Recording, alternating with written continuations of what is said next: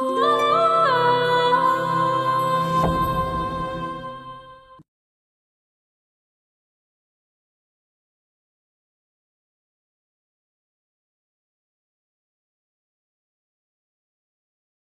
গ্রামে এসে আমার একটা টোকা দিলে পুরো গ্রামবাসী মিলে আপনাকে গণথলে দিবে।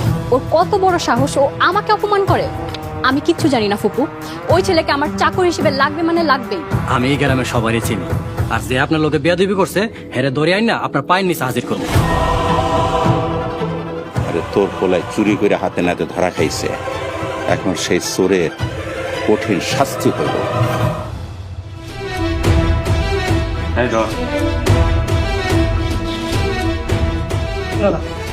আপনারা আমার পোলারে মারেন না, আমি আমার পোলারে মারতে দেবো না।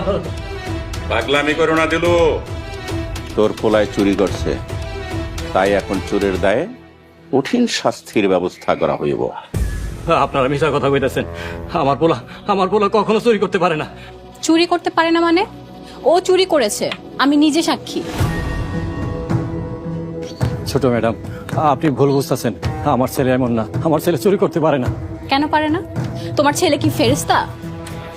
আমার ছেলে ফেরেশতা না হইলেও সে আল্লাহকে ভয় করে, তাছাড়া সেই বাড়ির। আব্বা তুমি চুপ করো।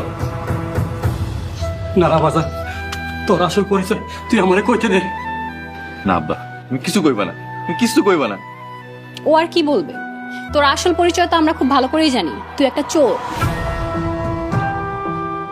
ম্যাডাম ম্যাডাম, আপনি ওদেরকে থামান, ওরা আমার পোলারে মারে ফেলাইব। আপনি থামান ম্যাডাম, থামান।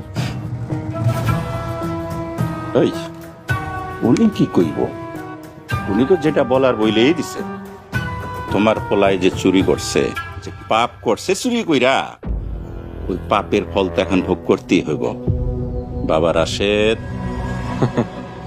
আপনি আমার ডান হাতে মারেন না, এই হাত দিয়ে আমি কোরআন পড়ি না, আমাদের সময় তাসাউদে আমি আঙুল তুলে সাক্ষী দেই আল্লাহ এক।